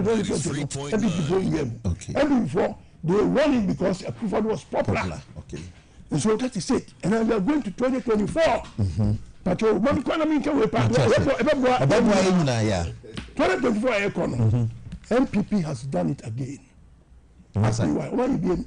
You want to divide on party no? MPP for. MPP as usual. Hey, from busiest time, no yes I don't know. Well, PM Tiomo. 10 years. You know me a lot to say. Yeah, not something. Also, let me talk about the history of MPP. Yeah. Certain group of people be only a pro, only a conservative, especially Ashantis. They are so conservative that they don't want to listen. Some as a vote here can be lose this election, but they won't listen. As a vote here, I'm telling you, as a vote here, MPP will lose the election. But only conservative, they want to go with their party. Okay. They say no MPP down. Shall break the age of breaking the age as a so Gano. Just word of mouth. Electoral commission to me, don't believe system now how you say no. How I not going to do it. Well, about tell me say come on electoral commission first one. We can get my MPP. Is it going to work? With the electoral process. I down. A company electoral commission or what be PCs no or be obi ade out the ono figures that one and answer the back kind of because we be mini police station when we pin sheet yes I trust say movement we are 3,000 votes MPP na 2,000 we finish 2,000 yeah 3,000 only come give me the you come and you so strong you say ha MPP na 3,000 you first say movement na 2,000 NDC na 2,000 yeah we can sayempre you call NDC strong for then is for 3,000 be able to beempre okay and you mean that say electoral commission I said there is okay electoral commission 93.9 because you vigilant you can't be you can't be and you see me I still call myself an MPP man. Okay. Because I'm a UP. Okay. I'm a MPP. We are UP. It's a part in history. In fact, you know, and also the infantry MPP is always too much. I mean, I said, yeah, in fact, she said, no, sorry.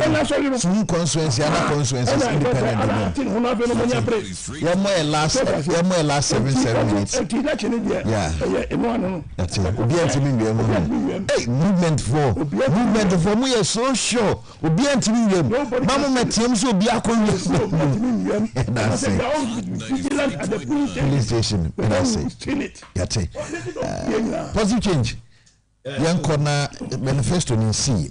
Now, the bullet points are you bet me 7 minutes. Ghana for communicate.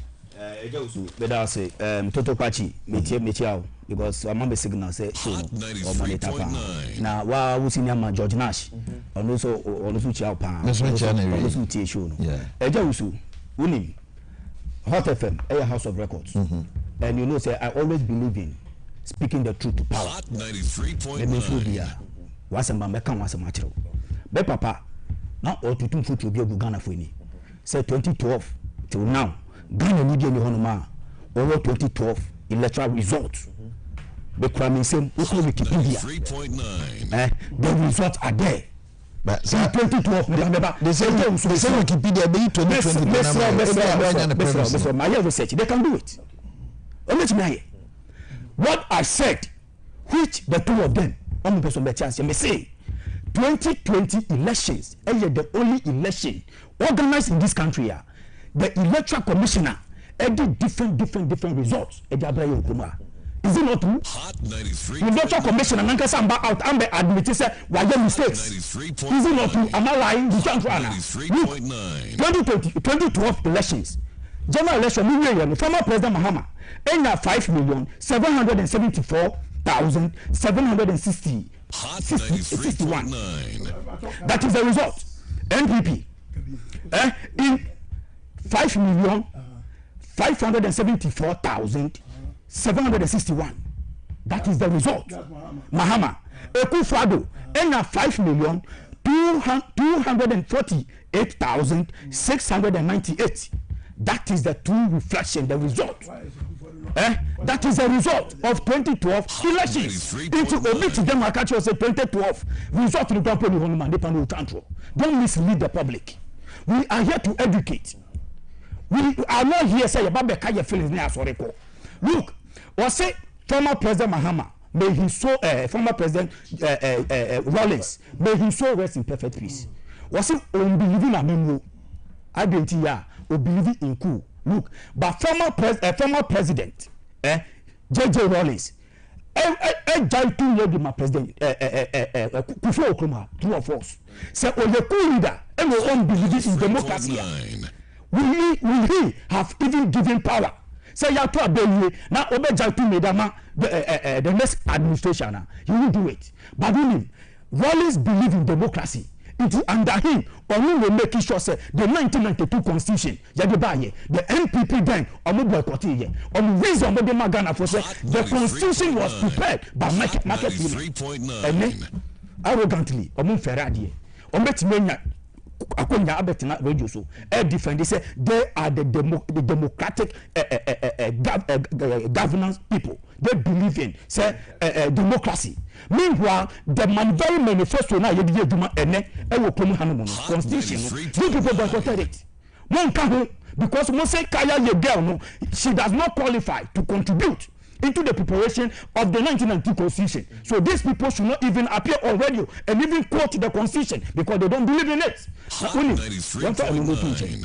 You see, 2024 elections, like the way Papa Kano, the only time I mean by say nobody can steal the mandate of Ghanaians.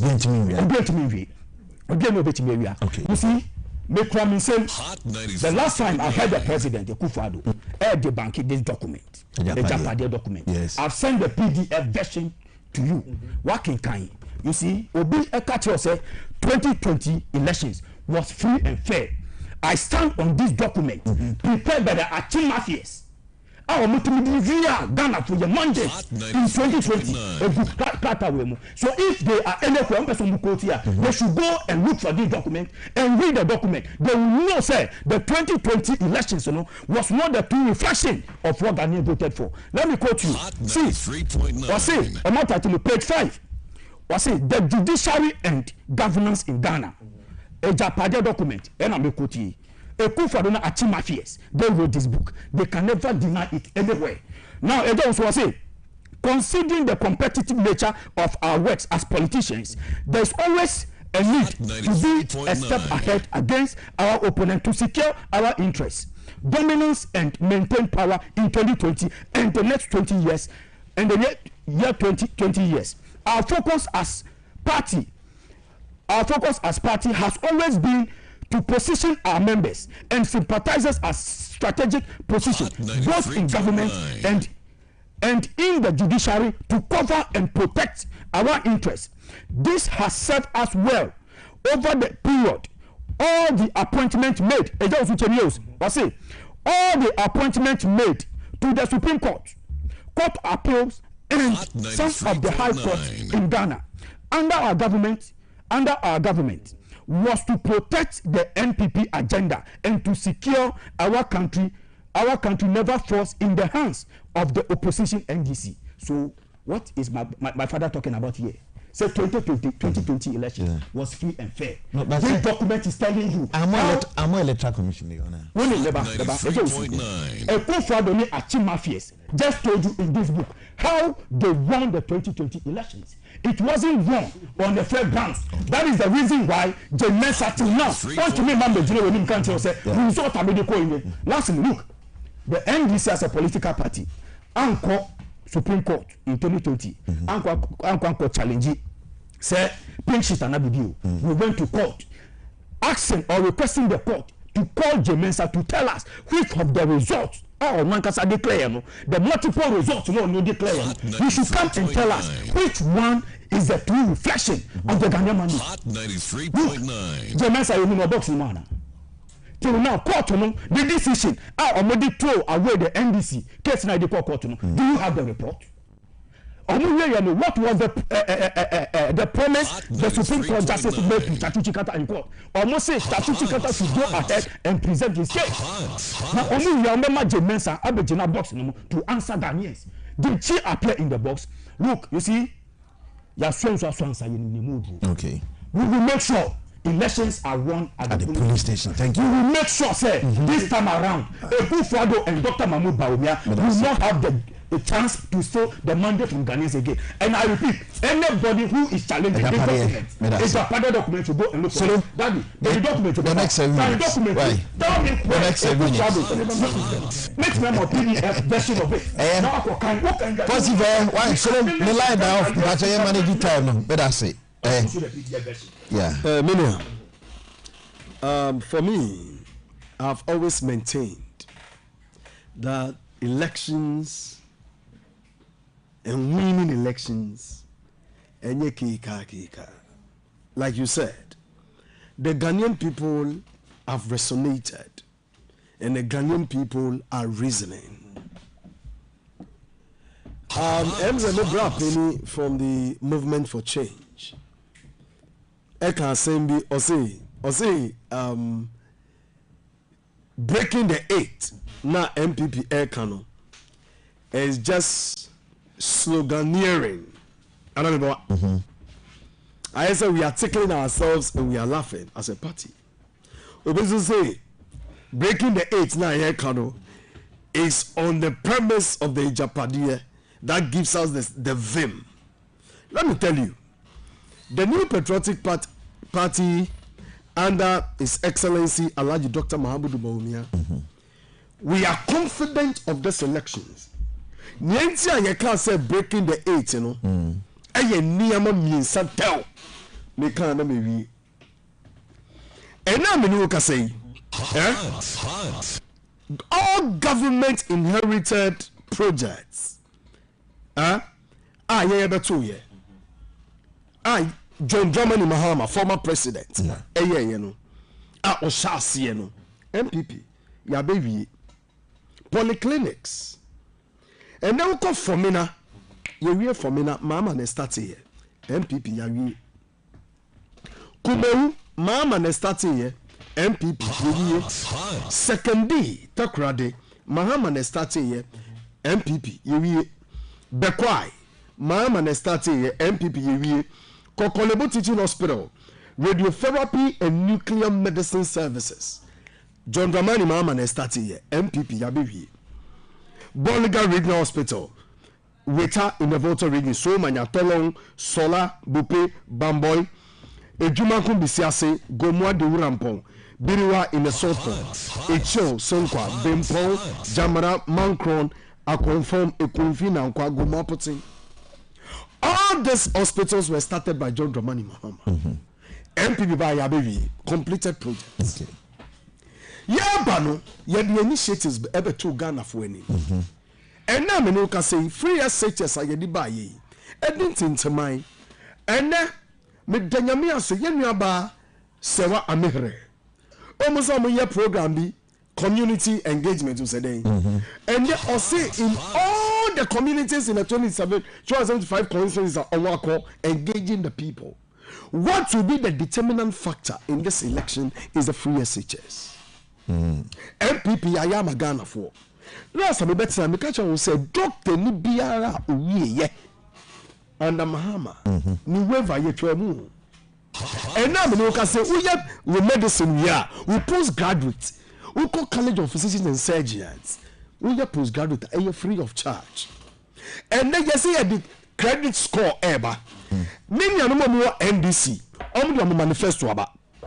Many are no more great there's a movement for change. Almost the great transformation plan about. Yes, we had a manifesto of bold decisions and businesses. Okay. Yeah, manifesto no. Yes, see, in Colombia when you go school in Ghana. Apart from the free SHS, yes, I'm our laptop. Yes, I'm our tablet. Obidiano, also about sanitary pad. Obidiano, Obia, Onu, Audrey Ghana dachu. Me amitiwe. Uni mweku me uncle Baku. Yeah. Me uncle Baku not tete adabraka. You club boy for Temadol. Those times Temadol obi o adabraka any man there friend Pajo. Pajo it was a cocaine kingpin. Who but Temadol. Whoops. Hot lips. Or no beating team. Club. And then when Japadia Baku bo. It's a mena miti Sami uncle ninti me pese me ba majwa me ba takwame eyedie ekusuku maniko suade obisi o manako back to disco 100% 24 hours no you better shift our discos night clubs. The alternative is empty. Baby Baomiani Ghana for economy and you did a case be break 18 and you say you say number 1 and now you can say you about training over 1 million Ghanaians in IT to meet up to the 4th industrial revolution that is IT driven.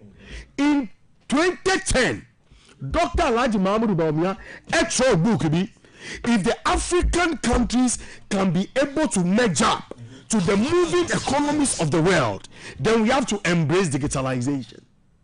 14 years down the lane, the man is in the helm of affairs and is proposing drastic measures to emerge Ghana into the 4th industrial revolution.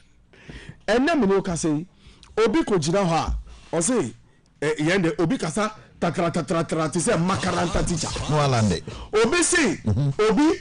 A manifesto time to say I before apele and you know na say you can Ghana you say Ghana for Bawumia say and say obi a disabled or obi a oyaria onto me nanti onti asemo ya man akonya ewo university free and the next stage okay na ya can say ya the STEM education about since you say we go decide ni na makoye science ni ama we purpose for engineering IT driven electricals and you say yeah the STEM education about that's it last one ni me can say me Ghana for child na ye kan ye koye be it is about the future of this country okay in me yo any yo ga asere abola patasi on me yo na jama niji napo siayo insene eba abola e kwanye fai na ko shika oh na nyango fu e kan bibre mi am kan kese no when you are talking banana nwi movement but you spoke 12 minutes this guy but mama na nwi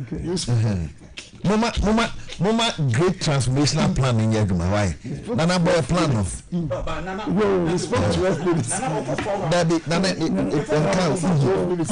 nana boy plan in yanko yes first MPP ni solo I can't say me na ya na me MPP for mu ya adai It's an so mono mama kind of okay say bukulong she wa jama ma ndo mo nyomo kana ha nya bukulong hina oda wi da chino hwe se bukulong pa dia e kufuo kwa no kan se bibia to so abisi de oh MPP omo tibi ya but omo adwene ye too much sophisticated mo kenu me bia okay I'm going to give you look at it kura ya timua after ya track was here ye free education nipa we go play there e go school kakra now we get Ghana digital here obi oti e fa say tie me ka say nye tie me ka say nye yes president you know what you are saying, you know, it's not going to work sir yes because but I think me kai Ghana here tie no sa asene ha wo kani area how ti pa ko ntem ya go busa ono obi oti bukoma na oti e fa say Jamestown the first time we say you fuck up from and you call a year second. Imagine I tell you already James for yes, yeah.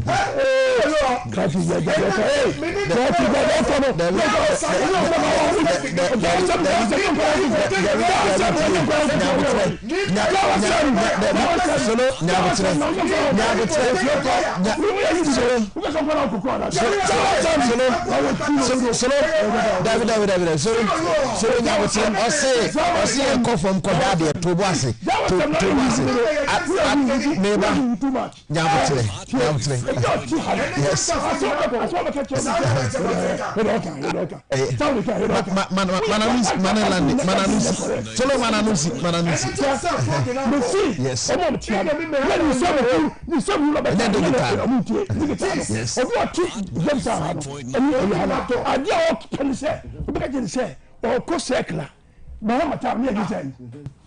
yes say ku for say just say dokuna ni eton for say buko yes dokuna boy say mama ta say oh masa jana ya also akasa kama also akasa omutim wase tibani koi mama ka say bi Agya once o kasa no omu nyina tie kama so don't do this once o kasa obi atena se ahwe yes yeah mama ka try that say time two ni you shoot the oil no 3.9 it's affair as one can we analysis say ma wo kan ni obi atam as one can be chemu and so for them to na wo kan o tell say wo yan kwase afo what is that? What is that? You don't show say. Say it to me. Oh, bro, pasa. Me pasa. I don't want to. There is a set here for no muti. We be kind. We Nana I will tell Yanko. GTP now no more at all. Want to GTP now. Yanko.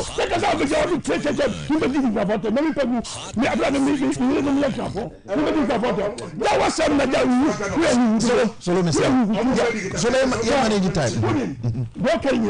just to distract me. Exactly. I don't know.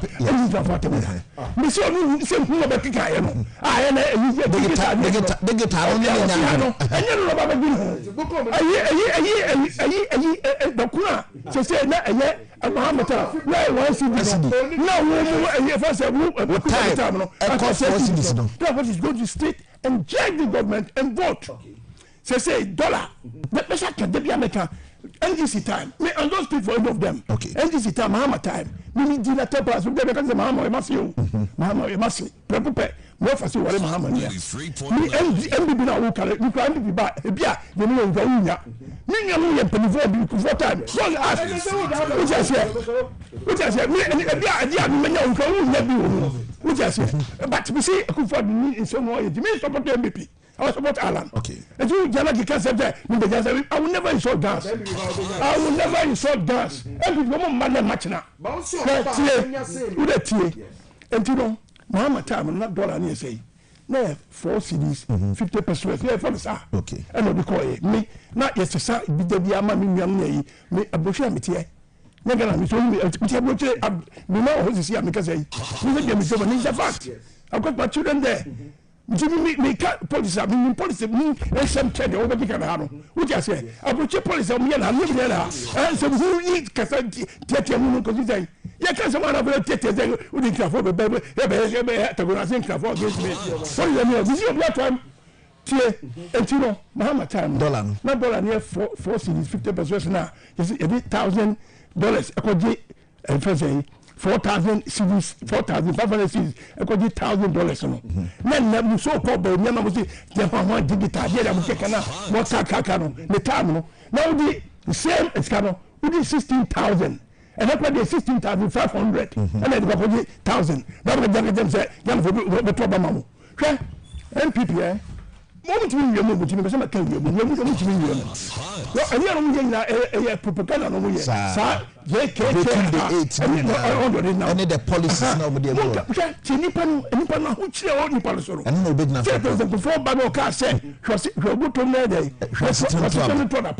The people, this president, only you, a deal, but only at you. Only sure was it said before the buyer, who said, pre-education for a day. I had the papa, but then one a bony panel. Just get you buy an uncle for being good, but Nippon not to market. He is suffering.